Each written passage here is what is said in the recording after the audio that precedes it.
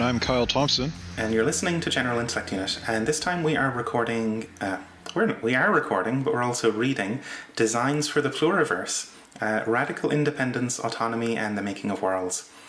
Written by Arturo Escobar and published in 2017.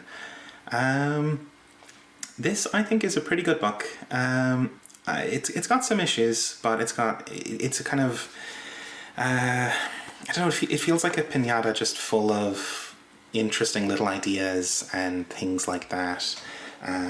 Even though I'm not totally sure about the applicability or really what to take away from it. I also kind of found that I was not exactly the audience for the book. It seems to be aimed at people in the design profession and anthropology, in the academy, and there were bits of it I just didn't exactly know what I was supposed to take away from, but maybe that's just me, so who knows. Yeah, interesting. Because we're going to do this recording in 2 sessions, and I've only read the first half of the book, whereas you've read the whole thing. So I can't really speak to the sort of design applicability or bring design to everyday life in the way that sort of Escobar is advocating in the first part of the book.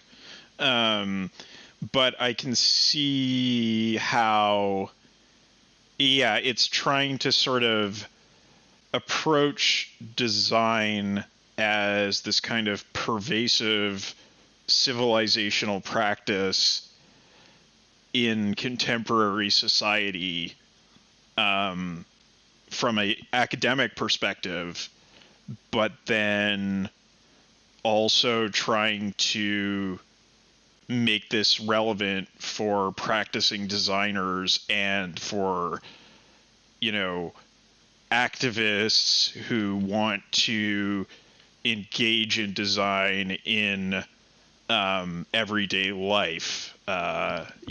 So it's kind of got a lot of intended audiences, but maybe because of that broad intention, it can kind of miss here and there because of it's just not really clear exactly who its focus is. Mm-hmm.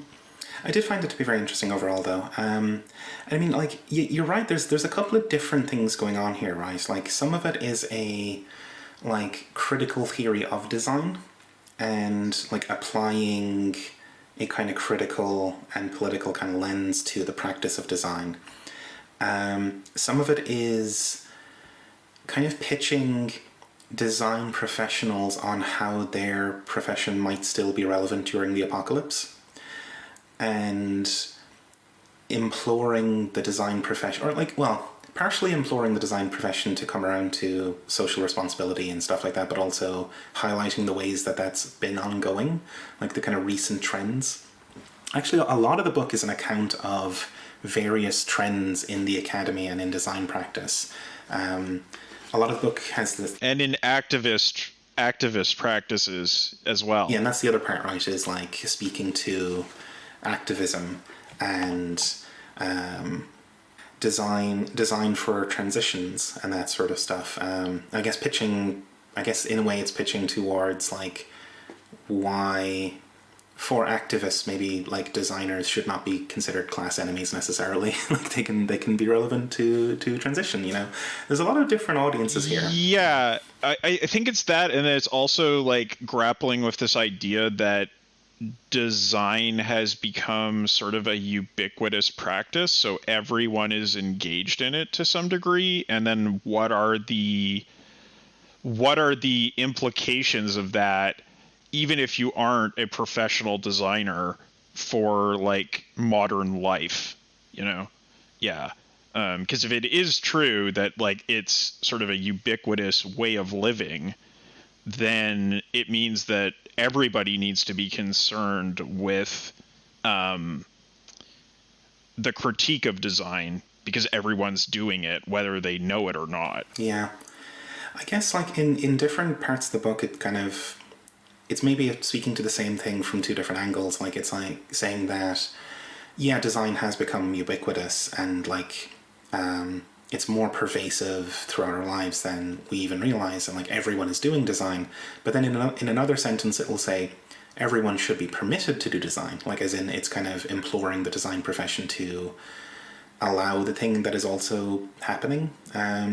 Yes. Yeah. Yeah, like do co-design, do inclusive design, do community-centered design, but also like there are ways in which everyone is doing design all the time in terms of like, oh, like maybe you're playing Minecraft, or maybe you are like, you know, since the advent of like personal computers and, you know, smartphones and everything, like maybe you are expected to create a time management package for yourself just to manage the amount of notifications and commitments and connections you have, right?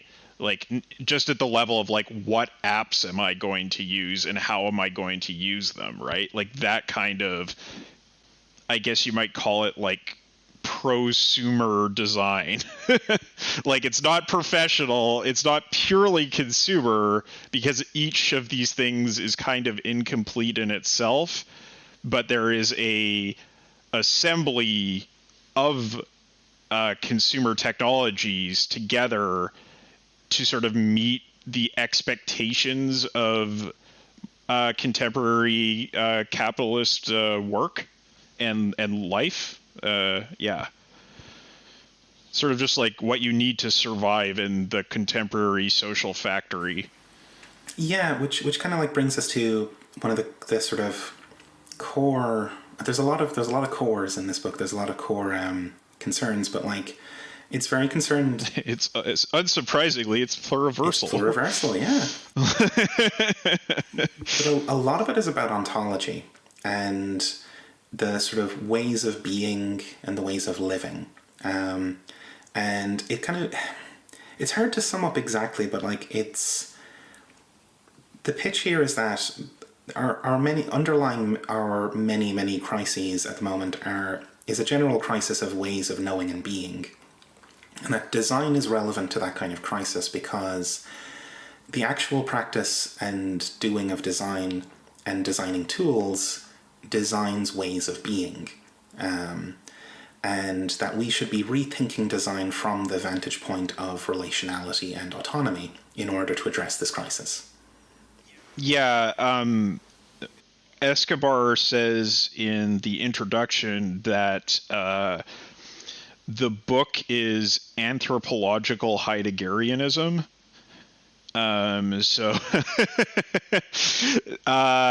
So essentially, it's that Heideggerian concern with ways of knowing being technologically based and shaping the totality of modern life in really detrimental ways. But then on top of that, it's informed by anthropology. So it's not just like doing deep ecology or doing that sort of like Heidegger studies approach of things. It's trying to be more expansive in looking outside of European understandings towards like this pluriverse of understandings to try to break out of that like frame up that Heidegger describes. Yeah. So the you know, the question concerning technology, right? Like, is maybe the answer isn't found in the West, and maybe Heidegger was too Eurocentric to understand that there could be other ways of knowing that were outside of there that could be useful for escaping from this like you know, all-consuming technological cage. Yeah. Which I guess would be ironic for Heidegger, right? You know, that was kind of his bag, but maybe he was totally not placed to actually succeed in that endeavor. This book is it is unapologetically a view from Latin America and from the global South, which I found really refreshing. And it's able to kind of frame again this crisis of being as the crisis of the imposition of a sort of singular world from Europe and from capital and modernity and all these kind of things, capturing and flattening the entire world and kind of just deleting the kind of variety of life and all these vibrant traditions and these other perspectives that might be less destructive and less, frankly, suicidal than, you know, Eurobrain has become. Yeah, so like the side of this that was Heidegger inspired or Illich inspired was like super familiar to me from my time, doing philosophy of technology with Andrew Feenberg, because like in the field of philosophy of technology at the time I was studying it, everything outside of Feenberg's work was pretty much this kind of work, where it was very like granola, like I'm wearing my Birkenstocks in Oregon and like thinking about how like the modern world is just like so fucked up, man, and like I just need to hippie out and, you know, enjoy the trees and my beautiful rural life. So like that sort of very civilization critique, like the whole world is fucked from a spiritual and cultural level, as opposed to like, you know, the sort of like Marxist understanding of like materiality. Like, you know, technology is like a spiritual and cultural force as opposed to technology as a productive force. That kind of understanding was like everywhere in philosophy of technology when I was studying it back in the early 2000s. But there's also the side of this which is like about transitions thinking, which is very like familiar to me because of the work that I'm doing right now in transitions and futuring and all of these kinds of like semi-applied, semi-policy, ecological, academic kind of fields that are kind of like vaguely connected into sort of like dealing with the ecological crisis, right? But the whole dimension of this that was like, as you said, unapologetically Latin American, I think was, really new and brought a lot of different perspectives that I hadn't seen before, because these kinds of like, super Western, super Eurocentric disciplines about technology and design, I had a fair amount of familiarity with already, and that was the part that was like really like, shaking it up, and then also just like kind of like some sides of like Maturana and Varela that we weren't super familiar with before coming through. Not that they're not Latin American thinkers, but just stuff that they wrote that wasn't really covered in the things we looked at previously. Having that come up was really exciting as well. Yeah, absolutely. There is I'm sort of ambivalent on some of this stuff because like there is a fair bit of granola in here as well, and I think there's a lack of it's not materialist enough, and I know that's the thing that a lot of Marxists would say, right? Like, and I kind of feel like a caricature of myself saying that, but which is odd because I sort of buy in some way the pitch that Eurobrain is going to kill us all, and that it's a very it's like a super plausible argument, because we're like literally committing civilizational and global suicide at like turbo mode, because we don't seem to be able to like think our way out of it. And yet the kind of and yet the sort of, I guess, crunchy granola notion that like a spiritual transformation from the global south is what would save us doesn't exactly land for me either, you know. I think this has that kind of habit of being, I think, a little too generous to traditional cultures in their kind of like supposed like thriving and pluralistic and joyful kind of like peace and love sort of ways. You know, it's like there's some parts of this that really feel like the kind of really low quality anthropology you would get in the middle of the last century, like the kind of Margaret Mead stuff.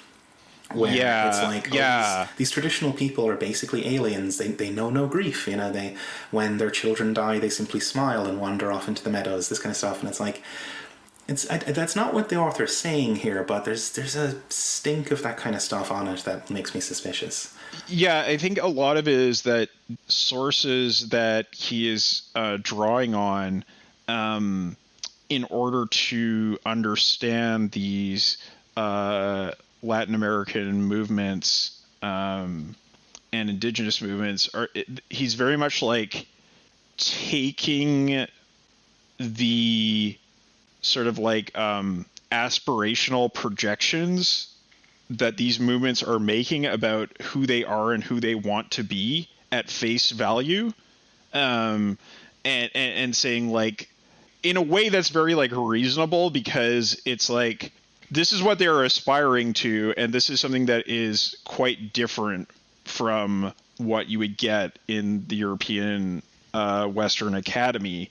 And so like it makes more sense to listen to their aspirations than it does to get into the nitty gritty of like, okay, well, how does their society actually work from like a much closer observation in anthropological terms, right? Like the project is interesting in itself, I guess is what you could say, but it does make me a little suspicious. The other thing about this that I think is difficult is there's a lot of like sort of like collectivism and communitarianism in this book, and anti-science. Like, I wouldn't. Is it anti-science? I would say it's generally anti-science, although it's not exactly anti-science. A lot of this stuff either looks really bad this many years into the pandemic, or it feels like it's reacting against individualism in a way that does not take into account the problems of communitarianism. Like, there's a lot of this where it's kind of like, you know, oh, the individual is like so atomized and they're out of touch with the world, and like they are, you know, incredibly destructive, and it can only relate to it in these really like toxic ways, and you know, as opposed to the community, which is so vital, et cetera, and like you shouldn't think in an individualistic way. That's not the way that people think. People think as a community, et cetera, and it's like, well, yeah, but like sometimes it's really good to think as an individual. Like, I understand that he's saying that like the problem here is not that these dualities exist, but that they're very lopsided and overly privileged in one direction versus the other. But like, let's say that you are one of these girls that the Republicans want to make into a child bride, and the community around you is like on board with this project, and they are going to subject you to this oppression. If you have like a sort of like deep-seated individual sense that this is wrong, and that you need to get the hell out of there, like, that's a totally valid point of view, and disagreeing with your community is a good thing there. Or if you're like, if you were raised in a cult, or if you get sucked into a cult, and then, you know, you kind of have like that like feeling in your gut, like, this is screwed up and I should leave. Like, it's right to actually listen to that and act on it. And that's a kind of individualistic action that is actually very positive. So I feel like there's areas there where it feels like, in pushing back against the individualistic, scientific, rationalistic point of view, he may be providing a lot of ammunition to some pretty scary and horrible people. Yeah, I definitely got that same impression. Like, it was, some of this was kind of dizzying, because it's like, yeah, you get that impression that, like, okay, the most generous possible read here, you know, would be that, like, oh, he just means the good parts of communitarianism or whatever. But then there's always this thing lurking there that you're like, God damn, some of this stuff as you just read it is really actually kind of ugly. And it actually reminds me a lot of, it was a good couple of years ago, I went to a talk or a seminar or whatever given by Silvia Federici. And you know, she was doing the usual thing of going on about, like, a lot of stuff similar to this, actually, like the need to, like, re-enchant the world, and, like, we're going to get the best kind of, like, ultra-feminist liberation by, you know, having deep ties to community and place and re-enchantment and yada yada and tradition and all this kind of stuff. And then in the question and answer section, somebody asked, like, well, that they relayed, like, their own life story, which was that they had grown up in the, like, really isolated islands off the coast of Scotland, like Orkney and Shetland, and that in their experience, like, those were communities that had very deep ties to place and deep traditions and great community bonds and all that kind of stuff, and it was a repressive hellscape, and that they had escaped from that environment to move to Edinburgh to, like, you know, live up the degenerate fucking Western modern lifestyle or whatever. And so it was basically like she was just providing a counterpoint to the whole of Federici's kind of thesis. And, like, you know, you seem to be saying that, like, this kind of re-enchantment and stuff is, like, the path to nice kind of lefty sort of liberation stuff, but in my experience it's just not.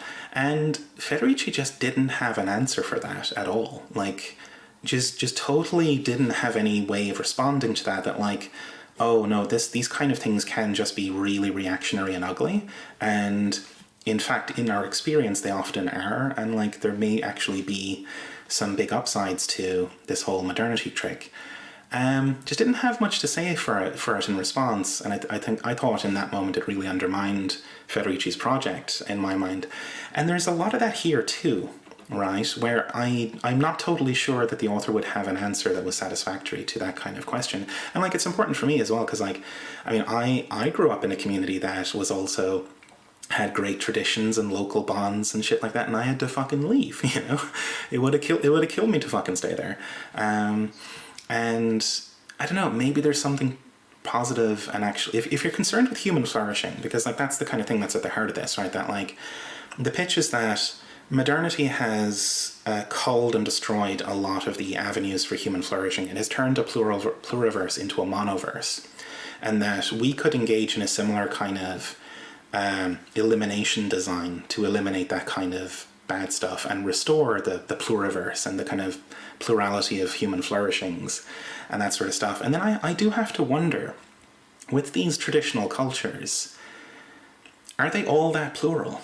You know, are they actually all that kind of into fostering the, you know, maximum emergence of human freedom, or, like, you know, flourishing and that sort of stuff? Because often they're not, you know. It's like they're often actually quite restrictive and repressive and frankly backward. You know, there is something to be liked about the acid bath of modernity in that sense, and it's something that's not accounted for here.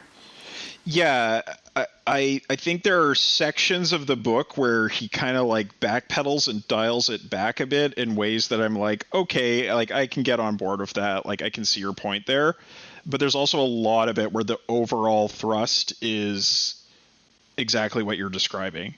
And to the point that, I was reading some of his stuff about the Pluriverse in the book and thinking to myself, this really sounds a lot like that. It really sounds a lot like that. I guess like press release or statement that was leaked that Putin and the Russian government wanted to release upon their triumphant conquest of Ukraine, where they were saying like the mono world has been destroyed, like we have struck a blow for the pluriverse, like the one world order is over, and we're now in a world of multiplurality, and like very much like presenting themselves as the champions of plurality in the world, because like shattering that dominant kind of like Washington consensus order, right? Yeah, totally. Yeah, and I was like, hmm. That's not great. Yeah, right. That's the thing that leaves me wondering, right? Because like I think the term they use, it's like it's that Duganist thing of like multipolar world or whatever. It's multipolar, but it's not multipolar in the like realist sense. It's multipolar also in a very like spiritual sense, right? Exactly right. And I guess like the way this kind of stuff would play out is that like we sort of have this. I think this is the thing this book does, and it's a thing that a lot of similar things do, and so I'm kind of gloss over a lot of them. But like where we say we have like a kind of quick cognitive shorthand, like return to tradition or something, and then we have the caveats at the end where we're like, we must restore tradition because yada yada yada yada yada yada. Where that bit is just like a long explanation of like, well, hey, but when we say tradition, we don't actually really mean tradition. We mean this like more narrow definition of a communal flourishing that's egalitarian and equal and isn't oppressive and yada yada yada. And it's like all those qualifications that make the initial statement seem more acceptable. But then the first problem is nobody hears the yada yada part. They just hear the first part that's like return to tradition. And also... Yeah, the message of the book is kind of literally reject modernity, embrace tradition, right? Kinda, like... And that's the first problem, is that the qualifications get dropped and like either nobody hears them or nobody gives a shit. And then the second order problem is that even if they did hear it and you were sincere in that, you would find that of the number of people who say return to tradition, you are one person who means it in a liberatory way, and you're up against 99 people who don't. That so this, I do appreciate this kind of argument for the embracing of communality. I mean, fuck it, we're communists. Like it's there in the name, right? And I think there is an argument for the resurrection, or the kind of like at least permitting to flourish many traditions and kind of practices among many peoples. But this is, I feel, among the current of return to tradition, this is a minority current by quite a bit, And that's the worrying part, is that like if I go out the door and I walk around and I say, hey, who wants to return to tradition? I'm probably not going to draw a pluriversal bunch of various different people who all want to coexist happily with each other. I'm going to draw skinheads, with that kind of speech. Yes, and that's worrying. Yeah, well, and it's also like it's a big hole, like not a hole, but like big question that I have in this like in reading this book throughout the whole thing, is like constantly occurring in my head is like, okay, but what does this mean for Europeans? Like, what does this mean for white Europeans? Or what does this mean for settlers? Like in the case of the the Europeans, like, yeah, like there's some parts of like, European traditions, like being here and like, hanging out and seeing stuff, like they're fairly innocuous. Like, you go get drunk and throw logs at each other or something, like, like these kinds of like rural sort of activities. Like it's fine. But then like we have a pretty negative experience with that like movement as a whole. Yeah, totally. Either in the sense of like, um, the fascist rejection of modernity, or the appeal to things like pan-Slavism or pan-Germanism, as like, you know, uh, like this power is going to be the champion of this life world and will protect it, like have generally had like really bad consequences. Yeah. And then in the settler context, it's like, well, you know, you can't, there's no, like, the settler communities are sort of like inherently deracinated, and you kind of have two ways forward from this traditionalist point of view. Is either you embrace the incredibly destructive traditions that have spread up in the modern period, among settler communities, like, like if I was in Alberta, right, and I were like, oh yeah, I'm gonna embrace like my Albertan culture, so I'm gonna buy a giant pickup truck and just like drive around destroying the countryside and shooting things for fun, right? Like that is not in any way like contributing to the objectives that Escobar is describing. Or the other thing is to try to like either sort of bandwagon with indigenous movements who have like a more legitimate claim to non-oppressive tradition, because like they're literally oppressed communities, and like the recovery of their traditions has been incredibly important to their capacity to, like, first of all, survive, and then second of all, like, manage to constitute themselves like in a system 5 way as an entity capable of struggling against oppression, right? When like the settlers, like, we basically have been on this project of like, let's just completely erase their identity so that we can annihilate them entirely. But doing that, you can't actually make that your own identity, right? Like you could be like, I like recognize the validity of your identity. I think it's awesome that you have this identity and that it is like helping you fight against oppression and that it's bringing you together in a way that like settlers really struggle to do, right? Like that's really impressive. It's a thing I've seen happen in Canada. It's tons of people on the left have been involved in this, but it doesn't solve the problem of like, where do the settlers fit into this framework? Because you can't just be like, oh, I'm just going to be like, I'm going to spend half the year, I'm going to spend 1/4 of the year doing British stuff. I'm going to spend 1/4 of the year doing German stuff, and I'm going to do half the year I'm going to be Dutch. So I'm going to have 3 traditions, and I'm going to celebrate them all equally by having just like a pastiche identity that has nothing to do with my lived context. There is a very short, I think it's basically a paragraph, almost at the very end of the conclusion, where he says that like, for us, or yeah, for Westerners, or whatever, for us degenerates, the project would be building something out of the ashes, But a lot of the book is not that. A lot of it is like, oh, that like, yeah, a lot of it like left me wondering the same thing. It's like, what the hell do I do about any of this? Like, if my soul is lost, and there's like all the traditions we have here are like, well, firstly, there's no connection to fucking tradition. Like I look at my window at like, Scotland here, and the traditions are like fucking deep fried Mars bars and drinking Buckfast under a bridge. Like there's nothing to connect. There's nothing there to connect to, right? Like we're fully dissolved at this point. So anything that we tried to like reconstitute would, I think, almost universally have a negative and destructive expression. And I think it's I don't know, it's once you've passed through the iris, there may not be a way back through that kind of thing. And then, yeah, it's like, yeah, what do you do? What do you do after that point in this kind of framework?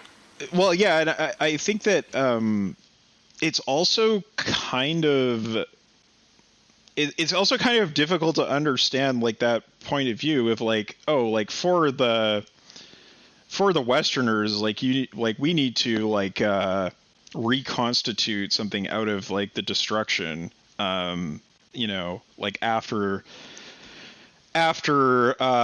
everything's gone terribly wrong, we have to like somehow pull things together. It's like, what do you think all of these indigenous communities have been doing? Like you like like who has suffered more destruction and uprooting and chaos than them?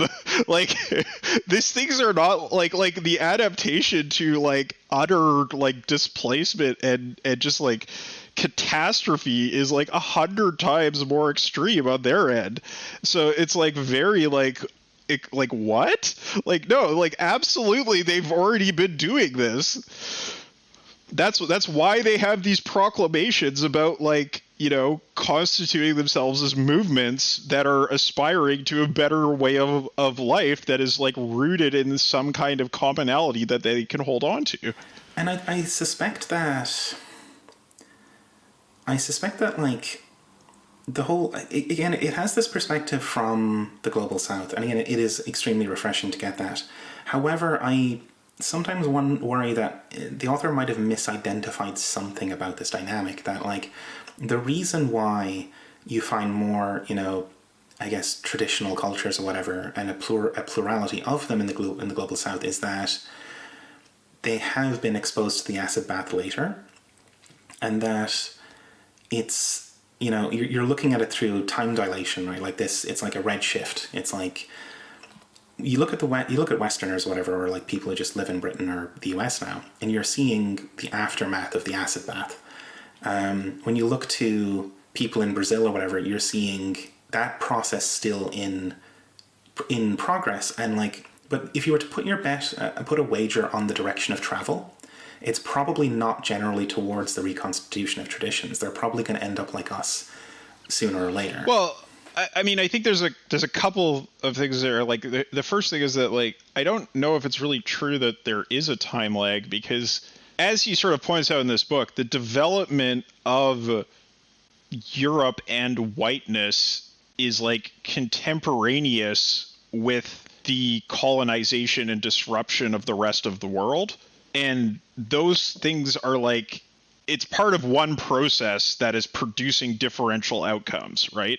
So like you don't get all of these characteristics of modernity without having imperialism, colonialism, massive exploitation of resources in the periphery, huge environmental destruction, et cetera, et cetera. So like I think that, he sort of talks about how like the category of modern is problematic because it's identifying us as existing in a different temporality than them, when the reality is that this is actually a co-evolving process. That and the temporality never actually broke apart. It was one temporality that built different worlds. So that I think is part of the issue here. And then the other one is that I guess he's trying to say, like, if you look at it from like a development perspective or a modernism perspective, it does seem that like we will all go through the acid bath, but that's not really desirable. And also, if we do that, we're all dead, right? Like, so it's not that it's like impossible, but if you follow the logic of developmentalism to its conclusion, given what we know about like our material sort of metabolism with nature, that is death. We're all going to die. So yeah, I think that there's, I guess it's just a thing of like simultaneously being like, okay, we don't want to engage in that kind of like median, like I will use these people as my straw man to argue against some other people in the academy I don't like methodology, but then also not just like completely give up on any kind of plurality coming out of those communities, because like we recognize that yeah, they actually are evolving societies and cultures, and in a way that is intimately tied to the way that we exist as well. Yeah, so I think with you're quite right that the temporality thing is an illusion, but I guess what I meant more was that, like, from the perspective of, like, what do we do as people not of the global south, is more like that the experience of being deeply saturated with Eurobrain, it, like, leaves you in a very different ontological state than the people in the global south who can at least retain a kind of resistance to the imposition of that. Yes. That they have a tradition, or they have whatever traditions they have that they can contrast with the imposition of the acid bath, whereas we're soaked in it and all that kind of shit is gone. And what do you do aside from synthesize something totally nuts, out the back of it? Yeah, like literally like new age thinking, right? Basically, I mean, and, like, look where that went.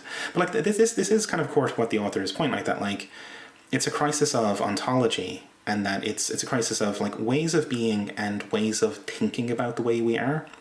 That, like, the ontology that we carry around with us informs, it's such a bedrock and a baseline for further action that it matters extremely, right? Like, and that this is related to design, right? Like, in designing tools and situations, we set up our ways of being, which then influence our ways of thought, which influence our ways of building further things, and so on and so forth. So that, like, and this is where, like, throughout the book, he's kind of contrasting the modernist, dualist, rationalist ontology versus the kind of pluriversal, connectivist, like, relational ontology. And that, like, if you approach the world like Eurobrain, where you have an ontology which presumes individual hermetic individuals first, who then secondarily relate to each other and form networks, whatever, and these beings are primarily separated from nature, and then they come into contact with nature afterwards. That informs a whole way of being and a way of thinking about being and a way of rationalizing our way of being, our way of, like, talking to each other about our way of being, that is totally different from if you had like the various indigenous peoples and scholars that he quotes here, a way of thinking that is primarily about the, like, network of relations in nature, and about relations in communities then producing personalities afterwards, and that kind of connective way of being. So that's I think that there's a lot to that. I think that's something I definitely agree with, but it's not evident really from the book, like, what you're supposed to do about it if you're stuck in Eurobrain. And it's also not evident entirely that the indigenous peoples necessarily have it all sorted out, that, like, that they don't have their own kind of repressions and perversities that would not need to be shaken out as well. Right, because it's like it's just not considered here in any way. Yeah, yeah, yeah, and also, like, there is a way in which working from this binary of, like, the one Western culture versus the many other cultures makes it very difficult to examine in any kind of useful way, right? Because it's like it's kind of erasing the differences in the West, and then homogenize, or and then, like, maybe either exaggerating or kind of also erasing the differences on the other side of the binary everywhere else. Definitely, right? Yeah, and, like, that's super important, because, like, another sort of way I struggled with this is that, like, I mean, even just in the introduction, he's pulling together Ivan Illich. He's pulling together a bunch of stuff. He's pulling together like Latin American feminist thought, and it's all about the patriarchy and capital and Cartesianism and all these kinds of things, right? Like that, and the one world system. They all get kind of globbed together, and it's reminiscent of the problem that you get in feminism sometimes, where we all kind of know what the patriarchy is as like a cognitive shorthand, but if you glob everything under the patriarchy, you start to get these kind of like, it erases too much in many ways, and it like, you can end up with rather perverse kinds of feminisms that fall out of it, like, I mean, because it's a hot topic right now, but the kind of trans-exclusionary stuff comes out of that thing of like, well, the patriarchy is bad, all men are patriarchs, and it's impossible for women to be bad, therefore, you know, quote, men should be excluded from women's sports and all this kind of shit, right? And it's kind of, you can see how erasing too much leads you to this kind of spiral of thought. I mean, also they're just shitheads anyway, so that probably is what led them to that spiral of thought, but, you know, and I guess the same thing happens with Marxists, where everything gets fucking lumped under capital, right? Or whatever. Same with like the North-South divide, everything gets lumped under just the North. And it erases, it definitely does erase the fact that like, it's again quite hard to disagree with, because there really is something to this notion of like the singular world as a sort of all-devouring an all-devouring serpent god that wants to just erase all life from the planet, right? Like that definitely feels like a thing. But also there's plenty of fragmentary, overlapping patchwork worlds inside the West, you know? There's more than enough fragmentation to like fill an infinite number of libraries with, just like documenting it all. And so you end up in a similar problem where there's some really perverse feminisms that fall out of just jabbering about the patriarchy all the time, and I think there's a rhyming perversity at work as well, or it's a danger that's here. Yeah, exactly. It's a danger. Well, you see it kind of like in sort of like that really knee-jerk anti-imperialist politics, right? Or it's just like, well, you know, it's against it's against empire, so it must be right, you know. Yeah, for sure. Just leafing through the introduction here, there's one bit that stood out me as actually quite a nice framing. Was it sounds like we're super critical. Well, we are actually, but there's a lot of good stuff in here too. It's just we need to talk about the bad stuff too. But one of the good things that stood out to me is that these like defuturing effects of the one world capital system versus the necessity of recovering futures and futuring as a verb, as an action to counteract, because like capital does this thing where it just like culls and erases potentialities and just like smashes and flattens the space of possible things that could happen, and it defutures, it robs us of our future. It's a double whammy. It fucks you up now, but it like sets you up to be fucked up tomorrow again. And yeah, I mean that's like entirely what like the research group I'm involved in at work is working on, in terms of futuring, and plurality of futures, and kind of rescuing some kind of like room for maneuver within that imaginary of the future, right? As opposed to just, well, it's just going to be the same thing forever. And no matter what evidence there is that this isn't going to work, it is still the case. Yeah, really important, and definitely needs to be informed by a lot of different perspectives, because even just like at a basic level of necessity, it's incredibly difficult to do, because there's just so much inertia you're fighting against, right? you need every resource you possibly can to have a different imaginary. Yeah.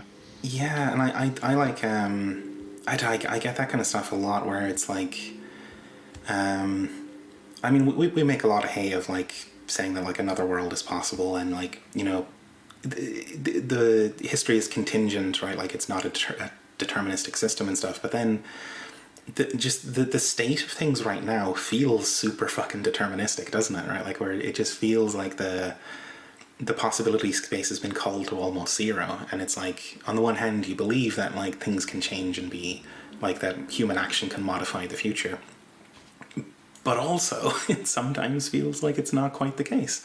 That's dizzying and weird to live out, you know. Yeah. You feel like you're constantly struggling against the weight of, or just the inertia of this whole project that we're caught up in. But yeah, I guess like I think we can look into some of these chapters, maybe just to have a sort of a brief discussion about the particularities of them, right? So the first chapter. Out of the studio and into the flow of socio-natural life. So this is specifically about design, right? Yeah, it's about cultural trends in design practice. So it's an account of all these little threads that have been developing in the practice of design that like gesture in the direction of this thing. Yeah, and we sort of see like this problem of expert knowledge and expert institutions seizing control over the initiative to change the world, right? That because they have expertise, they can make things happen, and you're supposed to defer to that, right?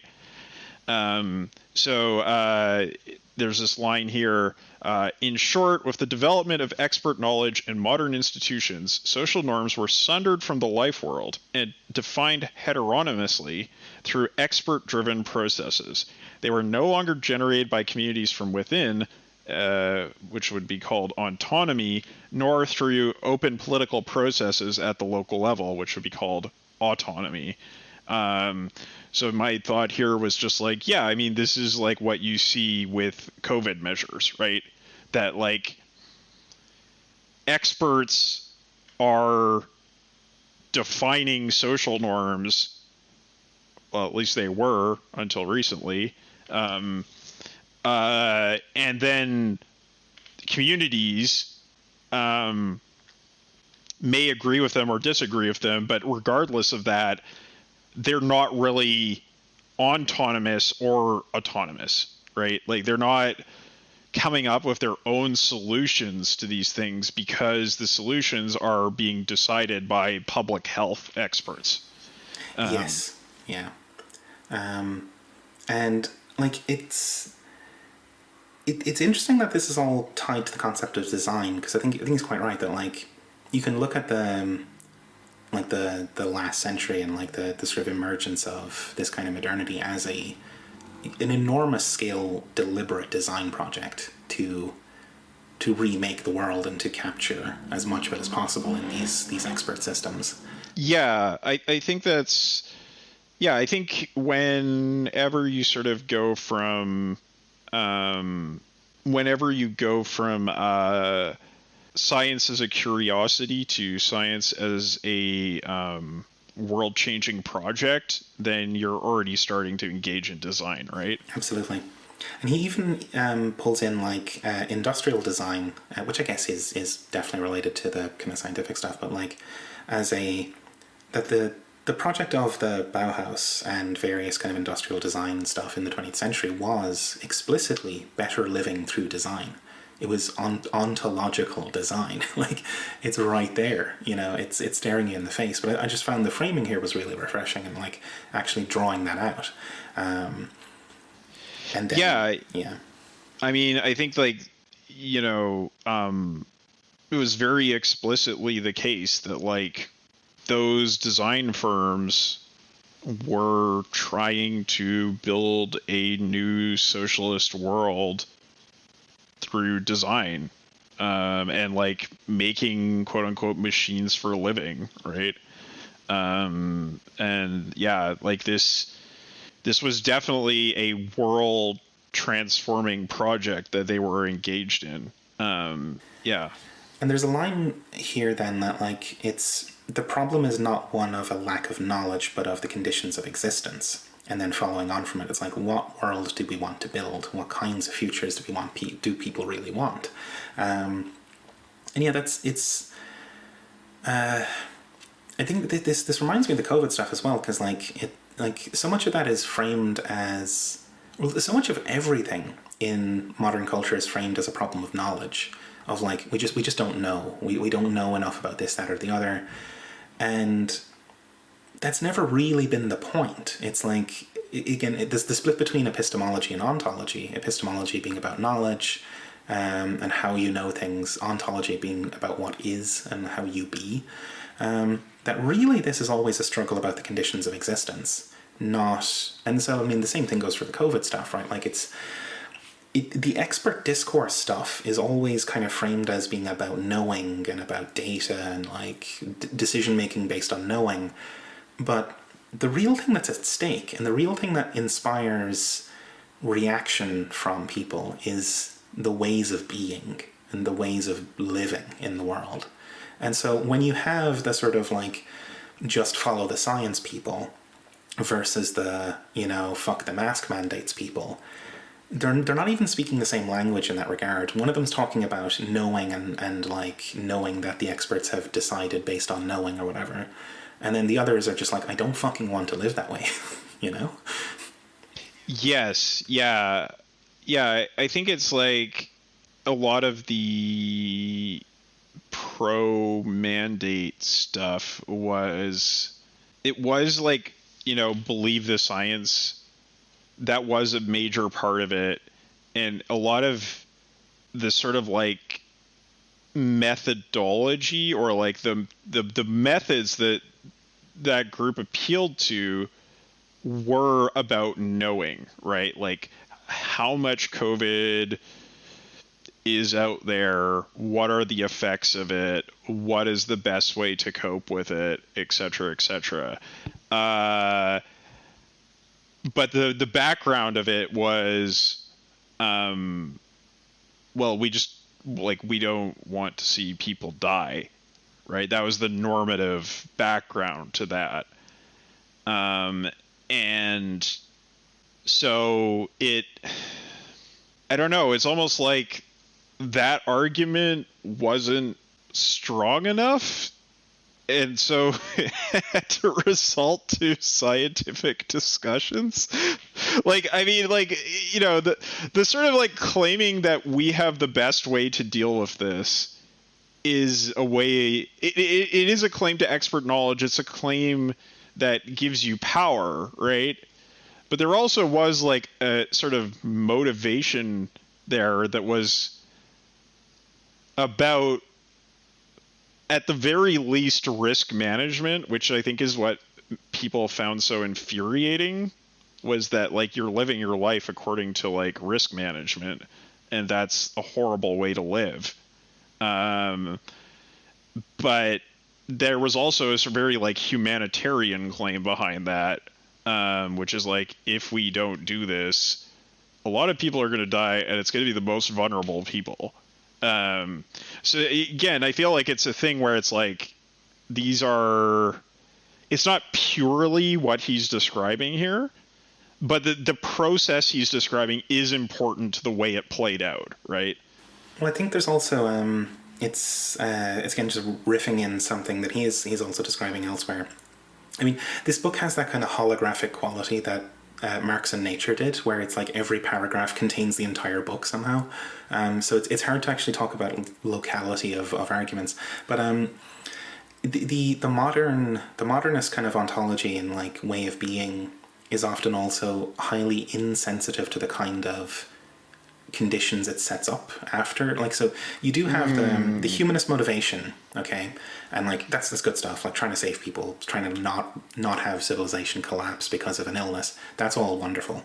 Then you have the expert knowledge and discourse and the sort of argument from knowledge and the kind of justification via knowledge. But then, and I think that, I mean, I'm not against mandates. Like, I think this stuff has largely worked as best as it could have been expected to, even though it's also been a catastrophe. But, like, it's preferable to having, you know, the morgues be totally overflowing permanently, and, like, you look out the window and realize you haven't seen the bins be collected in 3 weeks, you know, because everyone's dead. It's preferable to that outcome. But then you still get this kind of thing where those interventions based on this kind of knowledge and understanding then set up living conditions that are just intolerable, and the system doesn't seem to be sensitive to that fact. So one example from recently is that, like, in China at least, they have pretty severe lockdowns right now, and they've got things like cancer patients are not being treated because they're hospitalizing everyone who has even the mildest case of COVID, like the sniffles.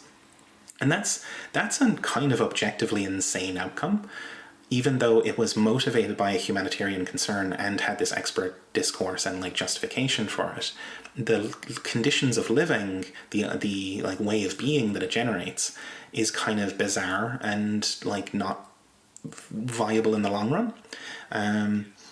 So that's a kind of perversity that's characteristic of modern thought, right? Like that, it's kind of concerned with these like knowledge justifications, and the justification of actually living is at best a secondary concern, or is often not really a concern at all. Yeah, it's very much that like so-called non-relational way of thinking that he describes, right? That like I can think through, you know, I can identify this virus that is highly lethal and highly infectious, and I can assess the danger that it poses to people, and based on that I can make plans about how to deal with it. But my consideration is kind of like limited to people in the abstract, methods in the abstract, and the virus in the abstract, right? So it's that like and then like you make a policy to change the situation and then follow the plan, right? And so it's like very like monodirectional, right? Like the deliberating subject, the experts make a deliberation, they come up with a plan, and then they act upon it. And it's kind of like the logic is if we stick to this rational plan as best as we possibly can, regardless of the other consequences, then it will produce the best outcome, because we have studied the matter, we have studied the virus and its effects on public health as rationally as possible. Mm-hmm. It's highly Cartesian, like extremely. Yeah. Whereas the author here would argue for, and I mean, there's a section titled this, design as a situated and interactive practice, so that the better way to actually handle all this is for the design agents to be embedded in the system and to be reactive with these like deep feedback loops, which is not what we have, right? Like we have the Cartesian expert like floating in the clouds solution. We don't have this deep embeddedness. I mean, we don't even really have basic feedback of like, hey, your plan didn't fucking work, maybe stop doing it. Like even that basic feedback loop is broken. I mean, we kind of do, in the sense that like the politicians sort of get like extremely noisy algorithmic signals and then just like kind of like wildly gesture at different policy outcomes according to whichever way the wind is blowing within the repertoire that can be conceived of by the experts, right? So there's like a feedback channel, but it's like very it's a very low fidelity channel that is just like you're taking like an enormous amount of variety and then attenuating it down to just like a super noisy, super high amplitude channel that is just like blasting the public health system. So yeah, that's definitely a part of it. And then the other thing is that like, yeah, it's like people, yeah, I don't know, like in the absence of, yeah, it's kind of weird because it's like when the mandates are off, people just kind of like assume that because the mandate isn't there, then the experts have decided that there aren't any problems anymore. So you just go and do whatever the fuck you want, right? Like it's like, it's not that there are the experts who know everything on one side and then the hoi polloi who are just like, you know, utterly incapable of self-preservation. It's that like even when the experts say the mandates are off, that's a kind of expert judgment and is taken as an expert judgment, like at having authority, right? Like that, oh, okay, everything's over now. Okay, so it's over. So that means we don't need to ever talk about this ever again because the experts decide it's over. Mm-hmm. Yeah, and like in both modes there, like that, both the 1 and the 0 of that 1-bit signal, they're both like non-involvement, right? Like that people in general are not involved in any kind of process of deliberation or co-design of the situation. It's just like, and I think at some point in this book he just kind of makes the point that like we are absolutely saturated in expert discourse, because like everything we fucking do is like, if you're going to buy a new stereo or whatever, you go look up the expert like opinion on what the best stereo is. You check the news every day to see what the expert opinion on COVID is. You go look up the 1-bit signal that says, are the lockdowns on or off today?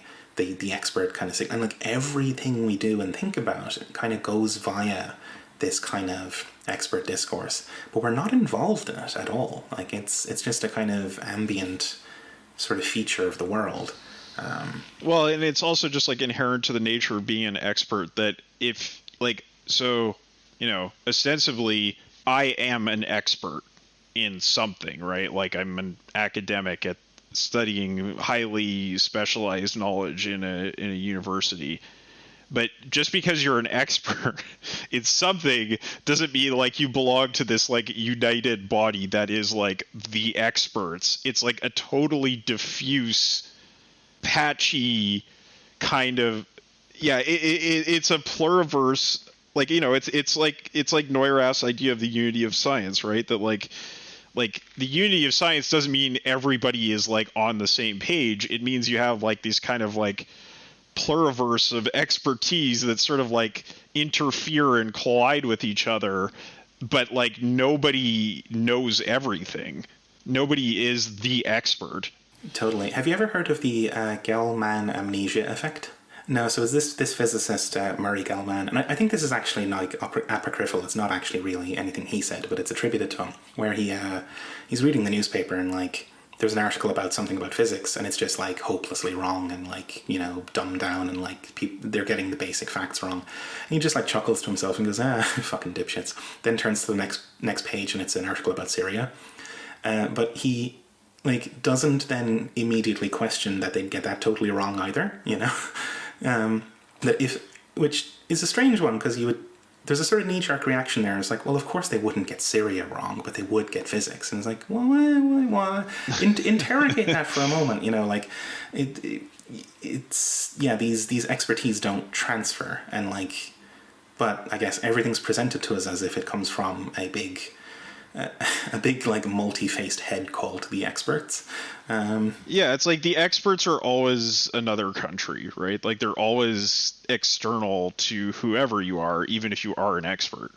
So yeah, so that's also kind of part of this like non-communal dimension of this, right? Where like even if you're in that so-called community, it's not actually a community. It's a sort of like, it's like a heap of people that does not like become a community. It's seriality in the kind of Sartre sense, you know. Yeah. That's right. It's like you're all standing in the queue for the bus, but that's not a community. That's just a collection. It's just a list of similar objects. It's not like it's not really a collection of any kind. Yeah. So to continue on with this this design stuff, I think the main point here is that, like, even though, like, you know, in that like 1920s 1930s era, like, there was a lot of design that was involved in sort of social transformation, it wasn't like design as a practice didn't really have this like ubiquity, right? Like, it wasn't like something that you would commonly go and study. It wasn't something that people were talking about all the time. It was something that was like really quite marginal in terms of the overall society. Even though expertise was already something that was becoming more and more common. And then this starts to shift over time to design becoming more and more ubiquitous. Mm-hmm. And like the sort of conceptualization of it as design becomes more ubiquitous, because like I think throughout the book, especially with like when referring to like indigenous cultures and stuff, there's stuff that like strikes you as definitely a kind of social design, but it's not. They don't conceptualize it in that way for themselves. Like when you look at ancient cultures that had like conspicuously lots of little cultural like rituals that would prevent accumulation of resources and would prevent the emergence of dominance hierarchies. Like, that shit's really conspicuous as like there has to have been a design process of some kind where these people collectively decided, hey, every autumn we're just going to set all the shit on fire to prevent it from accumulating and prevent any like tyrants from emerging. But they would probably not conceptualize it as design, even though it kind of clearly is. And there's that kind of like imminent, lived, direct kind of design of our own lives that happens, that then gets formalized and becomes more of a thing where like, oh, look at that thing, it's design. Look at that fucking thing we've been doing all along, that's design too, you know? Yes, right. It's like the label and the practice sort of like Katamari style just like accumulates practices onto itself and becomes larger and larger. So he kind of, this is like, then he starts to sort of like get into this like trend stuff that you were describing, like cultural trends in design. Like, after doing the history, he's like, well, like, this is what's going on in architecture, this is what's going on in city, like urban design, like, et cetera, et cetera. I guess we can just kind of like, I don't know, cherry pick some things that were interesting here, because it's kind of what he's doing anyway. I think like one thing that was like ridiculous to me was like he was like he's talking about architects, and he says the lack of a deliberate discussion of capitalism and globalization does not mean a lack of awareness of their importance, as much as indicate that architectural discourse gets at them in other ways. It's like, no, that's no, it's completely wrong. Like, this is totally ridiculous, because like, if you go back to that sort of like Bauhaus era, architects were talking about capitalism all the time. Like, the reason they don't talk about capitalism and globalization is because they work for capitalist patrons. Like, they're making bank. That's why they're not talking about it. Okay. That's absolutely it, right? And like that kind of stuff is all over this, and it's like it has that kind of classic anthropology vibe, that kind of problem where it can say the word capitalism, but it can't really mean it, in that I don't know, it's like, and it's a problem I have with a lot of like general anthropology kind of writing, is that like it's able to like say capitalism and patriarchy or whatever next to each other, but is sort of unable to actually follow the conclusions through and examine the material implications of that, because yeah. It's like people who report about the art world but are exceptionally naive about the way it works, that don't actually they don't understand the ways in which the art world is driven by rich people who just need a place to park their money, and patronage coming out of that, and markets coming out of that. It is not the thing you think it is or what you were taught when you were in school, right? There's a whole material background to the art world that I'm not saying that artists don't talk about this, or that they don't want to talk about this. I'm just saying that there's a lot of people who write about the art world who are exceptionally blind to the reality of this, right? They'd be like, oh well, popular culture, that's all just money driven. It's well, what do you think about high art? It's totally money driven as well. Absolutely. Yeah. Yeah, so that was just kind of a what the fuck sort of moment of are you serious about this? Another thing that really stood out to me in this chapter was kind of focusing on what he calls metrofitting, of redesigning urban spaces to make them sustainable, livable, just better for humans and the nature around us. But not which I agree with, this is really important, and you hardly ever really see it happen. It's, you for example, I'm in the Netherlands, and a lot of this country, the urban spaces were completely redesigned in the 80s, 90s and stuff, rejecting that kind of car-centered vision of urban design and making these new urban spaces that were way more livable. And that kind of urban redesign is really inspiring. It's incredible. All that kind of stuff is great. But I think that focus on the urban is a real mistake, because if you go back to, Marx, talking about the division between town and country, that's a thing that urban design, quote unquote, doesn't really address. And unsurprisingly, a vast number of the political problems that we have in the world today break down on town versus country divides. But if your focus is, here is the cities, and this is what I'm interested in studying, and I'm going to make these better, and then I'm just going to ignore the rest of the world around them, you're never really going to get at those root problems, because the division of town and country isn't actually something that you're seeing as a problem. Mm-hmm. Yeah, absolutely. It's a major kind of blind spot, and it leaves you kind of, it left me kind of wondering how much of the problem arises from the book being aimed at anthropologists and the design profession and such, people who either spend a lot of time in cities or spend their time jetting between cities to go to conferences and stuff. There's a sort of narrowness to the consideration here that it just, I don't know how to put it. It just kind of, the vibes here feel very much like the audience it's aimed at, Yeah, well, and it's partially down to sort of the trend cherry picking that is in this chapter, where it's he says later on cities have a destructive metabolic nature, and this is part of the modernist city. It's yeah, totally, but doesn't really get into it any further than that.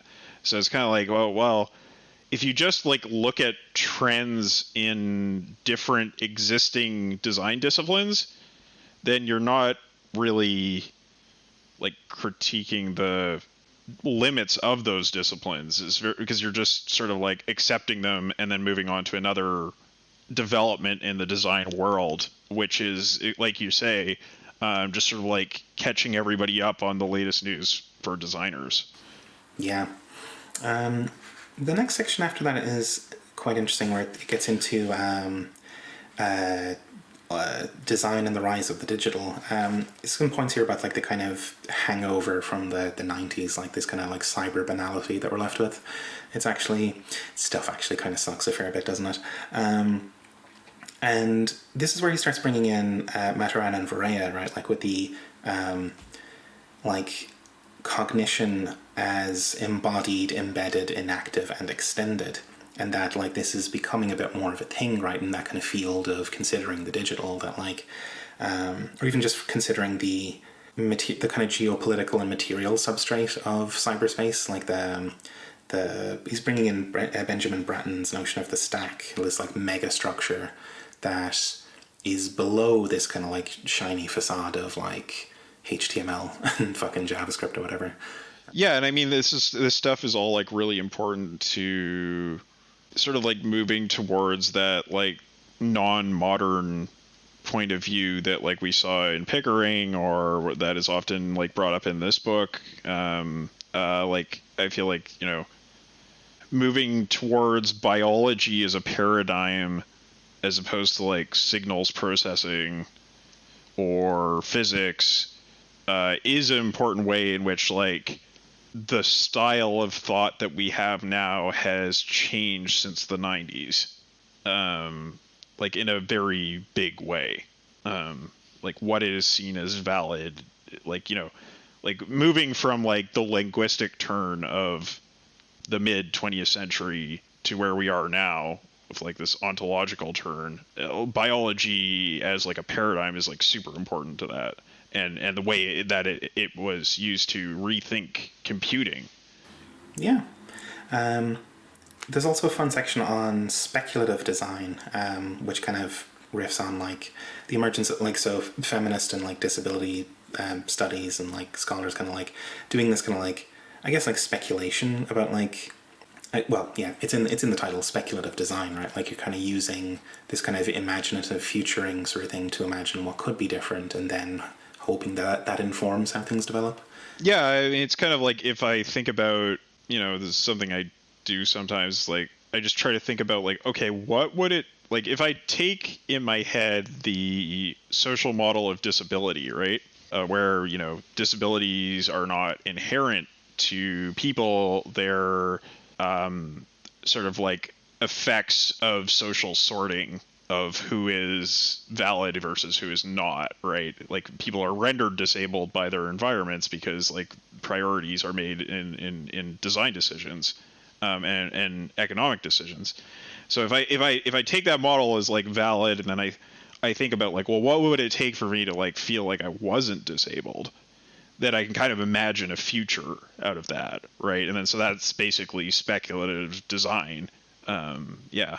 Another example I can think of is like I'll never be able to dig up the exact reference, but it was something along the lines of a like the construction of some sort of housing block or whatever.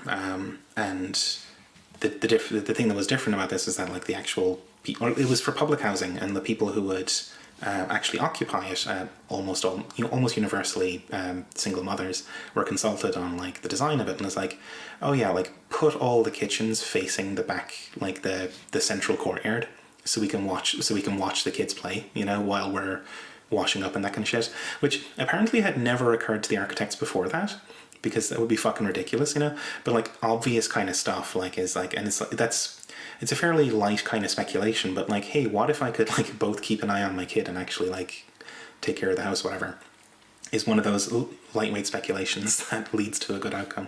Yeah, exactly, because it's like often, like almost always the case that social housing design has nothing to do with the occupants of the social housing.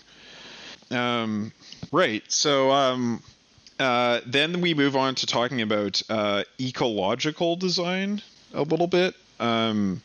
So this is basically just like the idea of thinking from ecological principles in doing design work.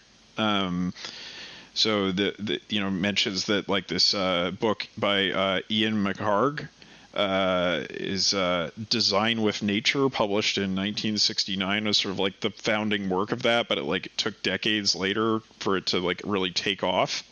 And I mean, arguably still is like a very niche thing, right? Like, like you don't see a lot of this in sort of like your typical buildings that you see constructed or around you. But yeah, it's becoming more of a trend, right? And then we have living systems theory. So this is the idea of seeding all socio-natural systems with diversity and creating resilience through intelligent webs, building on the self-organizing potential of natural and social systems. Which is like, you know, when he gets into this kind of stuff, I'm like, yeah, absolutely, of course, like that's what we want to see in the world. Of course it is. Yeah, like you know, we have an incredible dearth of these kinds of systems in the world, and we absolutely desperately need them. And I don't think it's even a matter of serious controversy anymore. It's just a matter of, oh well, like, you know, maybe in your like fantasy world, like, we could deal with these pressing ecological issues, but yeah, you're some kind of dreamer, Kyle. Like, it's your fantasy world in which not everyone dies. Yeah, like yeah, it's like, oh, somebody doesn't want us all to die. Woohoo! How special are you? um, so yeah, I mean, this sort of gets into like his critique of economics that he makes like later in the book, which I think is actually like well, it's not really his, but the one that he brings up is actually really astute. So yeah, that's a good point. And then he talks about the defense of an entire way of life, a mode of being, knowing, and doing. And I was just kind of like, well, yeah, getting back to that conversation we had before of like, well, like, is this like going to be like defending the boomer way of life, like the boomer way of being, the boomer way of knowing, the boomer way of doing? Like, see, I have a funny feeling though that like that's just not in the consideration here. Like, yeah. This has that kind of flavor of stuff where it's like, oh, here's a thing that's good. Oh no, hold on, you misunderstood me. It's good when brown people do it, it's bad when white people do it. You know, that sort of thing. Yeah, because like there definitely are boomers who are defending the boomer way of life in a very vociferous way that is like, yeah, basically means we all die. And like, if that's the case, which it is, then what the author's getting at is, well, it can't just be the general defense of a plurality of ways of life and the way, like, that, I don't know, ways of life are inherently good or something and should be defended. And if that's not the case, then what is the book about? You know, it's like that kind of thing where that was something we were talking about earlier, and there was a point that escaped me, but like there's all this stuff in here that's like framed as defense of tradition, defense of ways of life, but then if you pull at it, it's not really about that at all. Like, it's about autonomy and flourishing or something. And it's like, well, it does the defense of ways of life and the defense of tradition actually lead you towards flourishing? No, it's that Federici stuff again, basically, that, like, you know, if you're concerned for the co-flourishing of human beings in peace with each other, and you propose that you're going to do that via upholding traditions, then you point out traditions that don't do that. You know, it's like, well, what was the point of the tradition? Like, is it a surrogate model, basically, that, like, here's this thing that's desirable, here's this other thing that seems to halfway embody it, and we're going to emphasize the second thing as a surrogate for the first.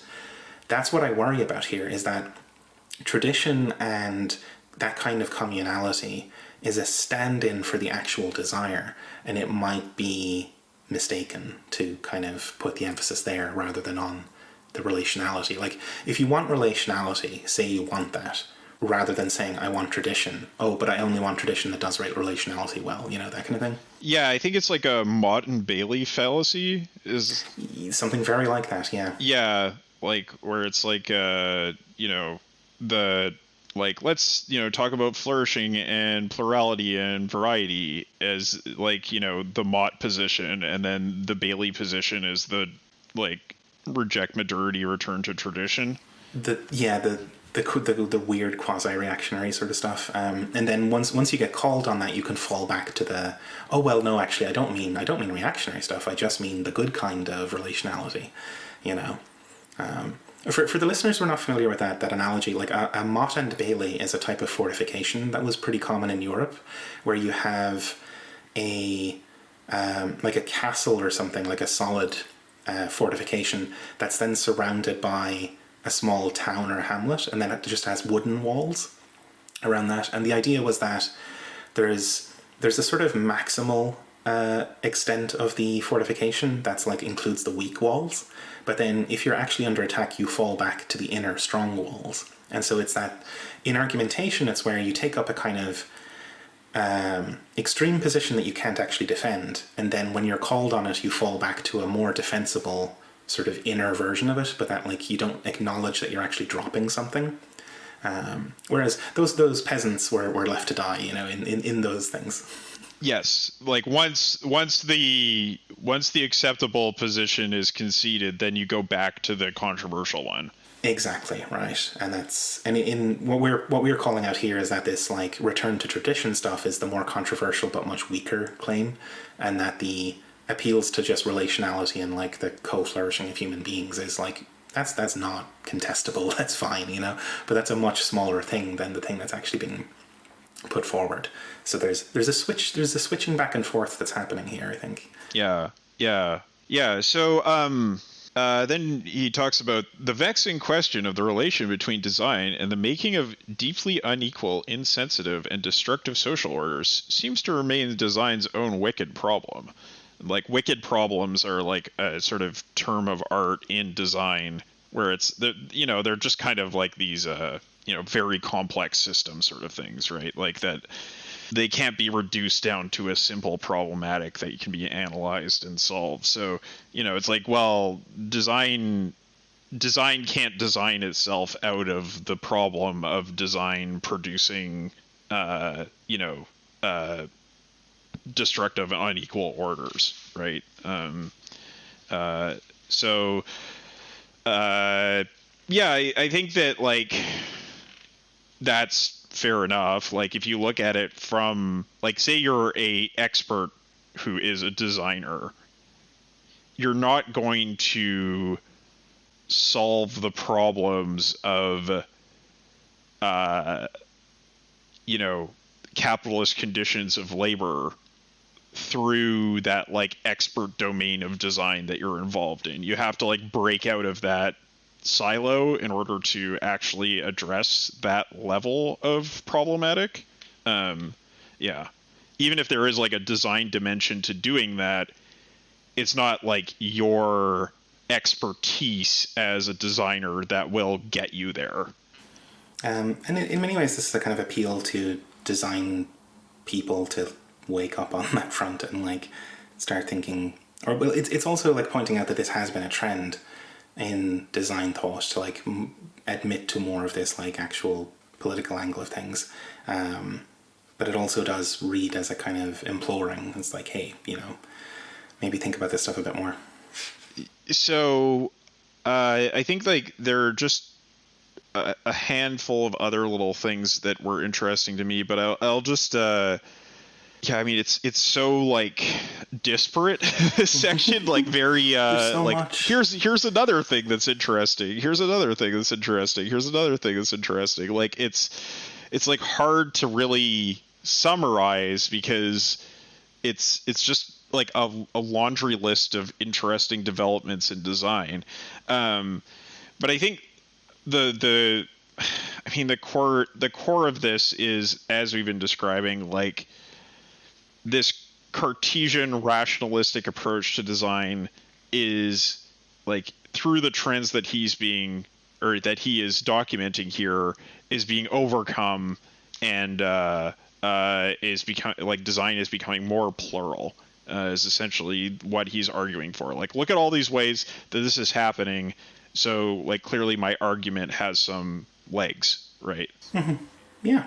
I mean, it's, we've found fault with some of it, but a lot of it is just kind of like, oh yeah, that is an interesting idea. It's like a quote or two here and there that's being brought to the surface.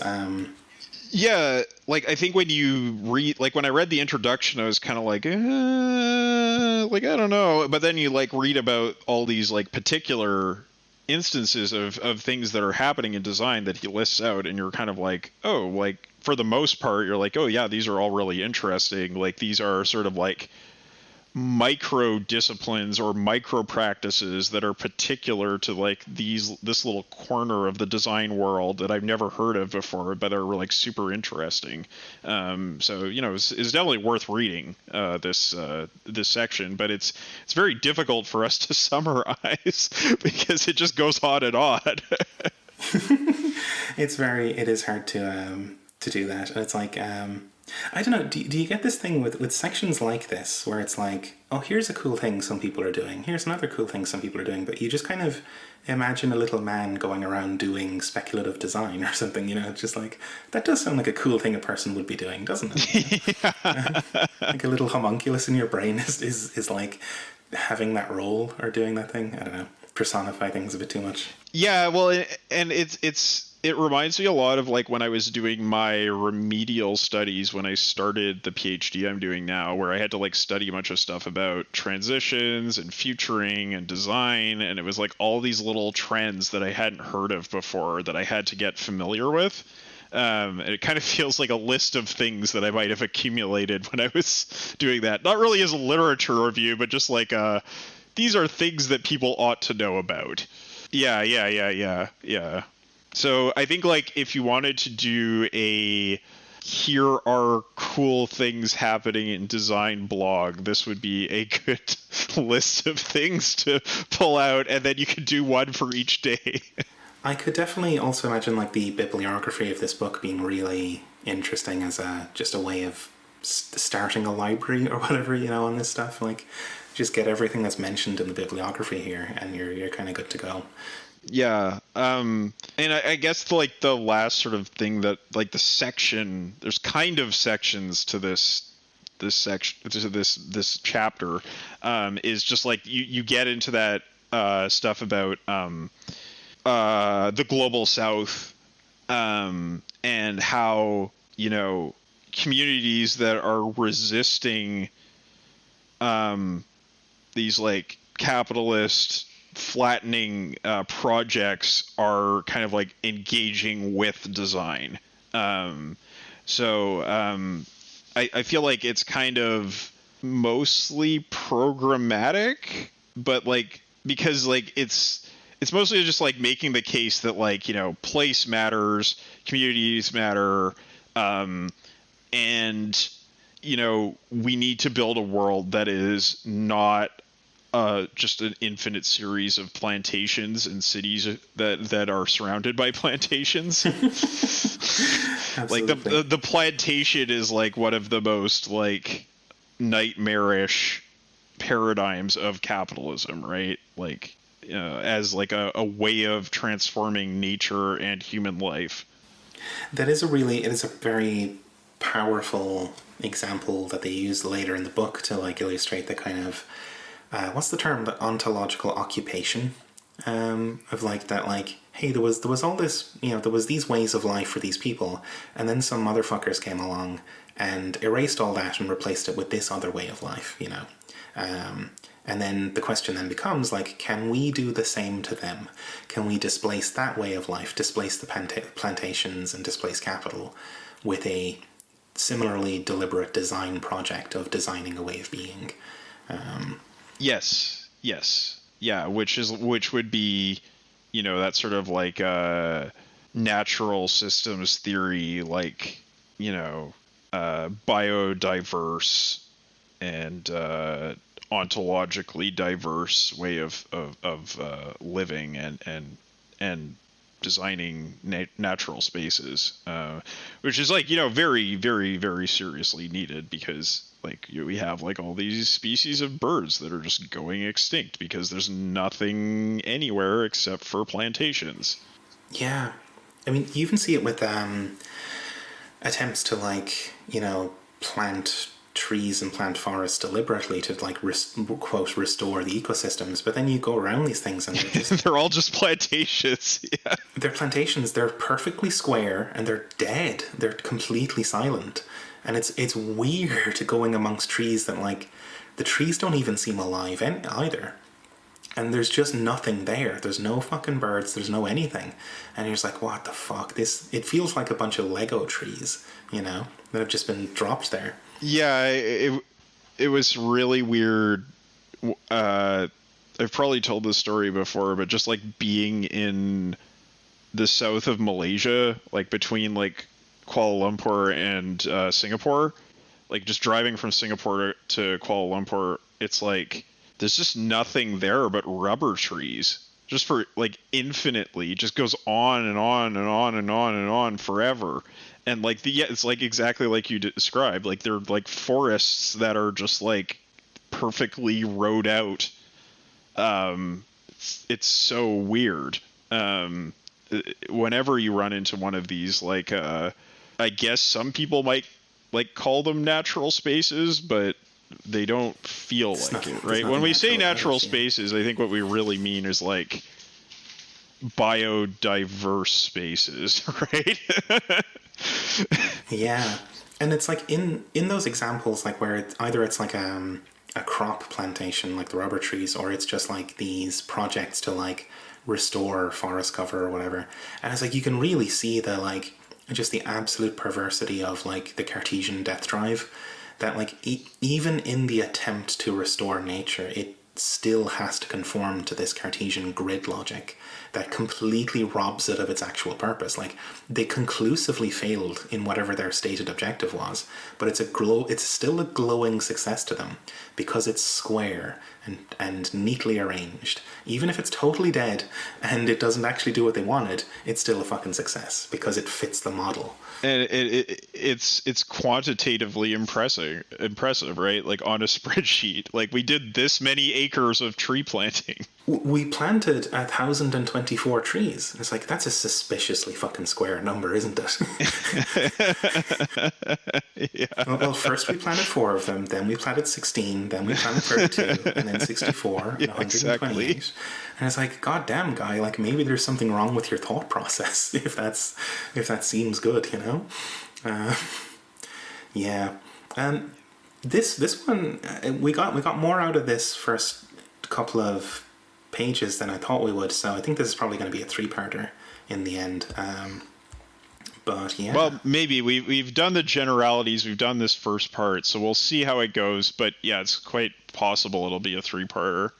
There's a lot to talk about in there. I guess like again, it has the holographic property where the whole book is contained in every paragraph, but then every paragraph seems to surface one extra tantalizing nugget of information, or a fun little concept is brought up.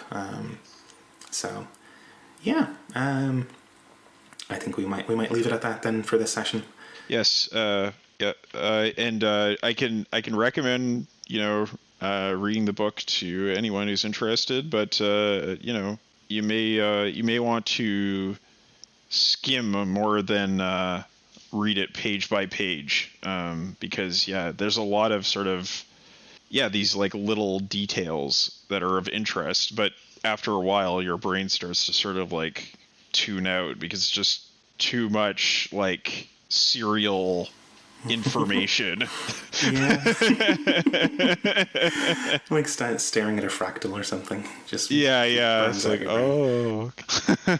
it's like looking at like a list of goods on Amazon that has no sorting to it. It's just like a random accumulation of goods. Here's a motorbike, here's a 16-pack of batteries, here's Shrek 2 on DVD. Yeah, exactly. Absolutely dizzying. Should we do a live outro? I think we haven't done one of those in a while. Sure, why not? Feels good. But especially because we have something important to promote. Yes, we do actually. I've just remembered that.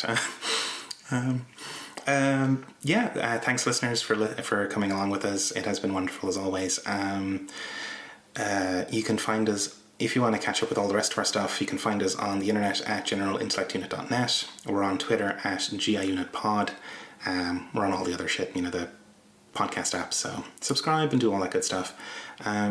If you go to patreon.com/General Intellect Unit, you can give us a couple of bucks a month to help keep the lights on, help keep our energy levels up, and to get access to our community Discord, which is real fun.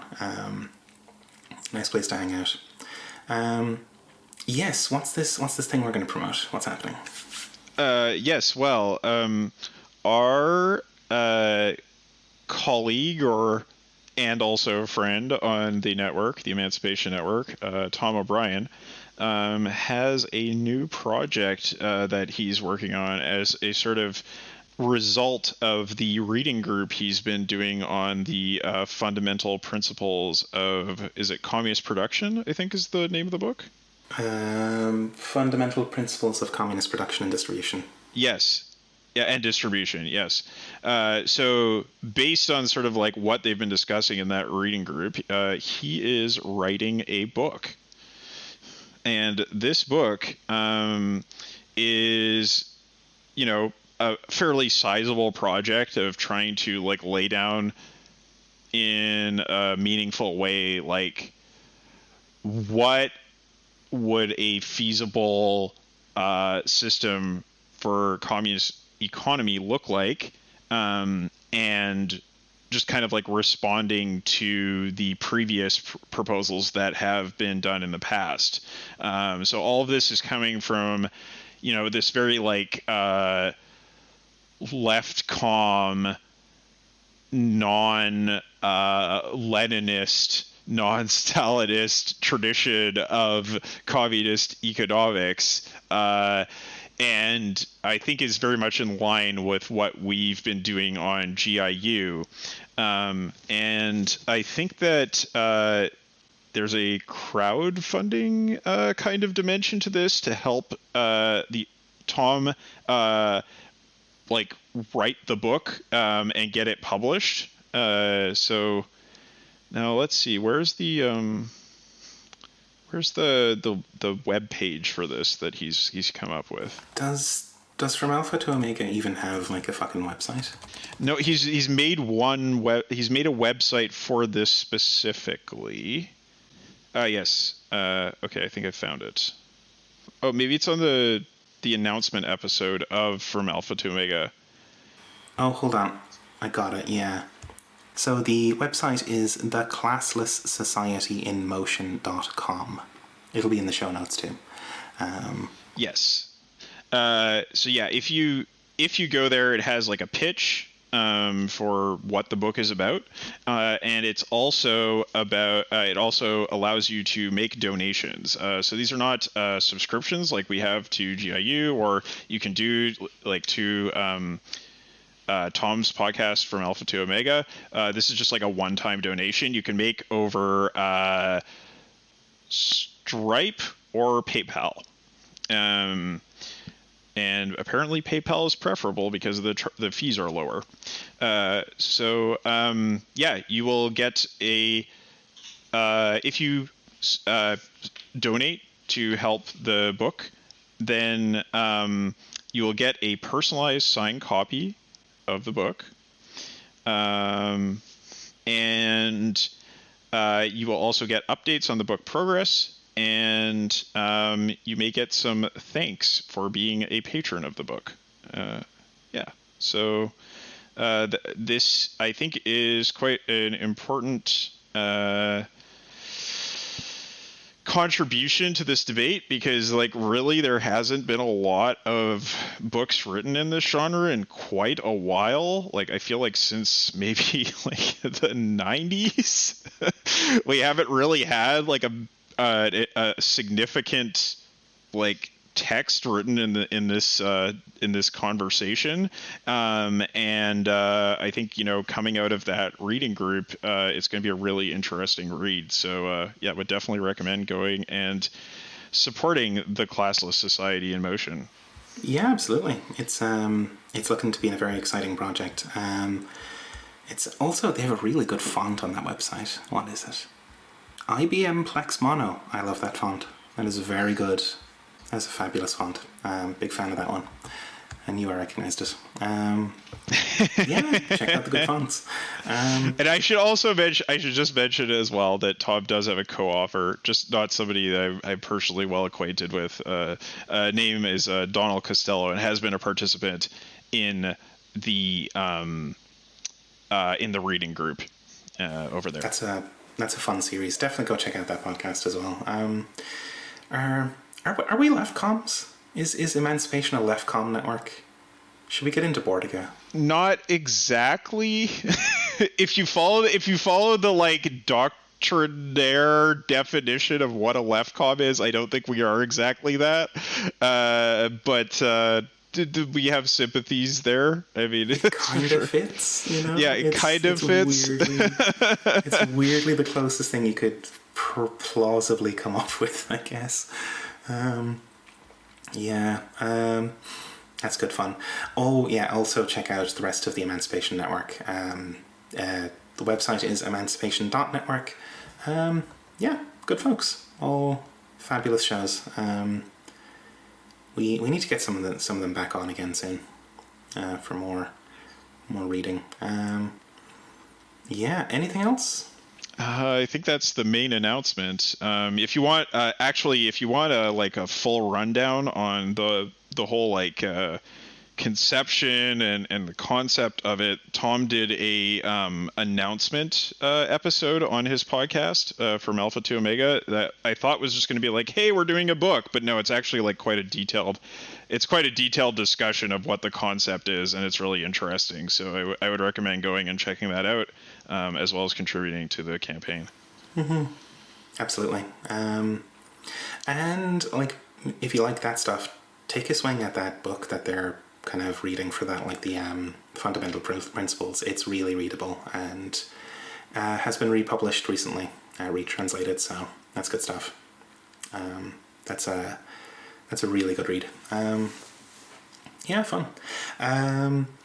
Also, I guess like listeners have probably noticed we're a bit slower on releases at the moment, or whatever. I guess it's continuation of our, I guess, previous thing that like we're focusing on quality rather than quantity, and we're sleepy bitches these days, so it's real hard to keep the eyelids open. Yeah, I think it's a matter of this general fatigue and malaise that I've seen from pretty much everybody I know coming out of yet another lockdown. It's quite pervasive. I feel like I think you said everyone's running on 5% battery. That's pretty much what it feels like. Yeah. Yeah, it's really weird, and I'm sure everyone's familiar with that. But yeah, I mean, I guess just to reassure listeners, like the project's not going away. We're going to keep plugging away at this, but we're going for quality rather than quantity, and speed is not really a consideration of ours at the moment. So we're going to keep it going. There's plenty of fun things to read and talk about. Oh yeah, no, definitely. I mean, I feel like the list of things for us to cover remains extremely long. Mm-hmm. Absolutely. But yeah, thanks again, listeners, and we'll catch you again next time for part 2 of this discussion. Bye-bye.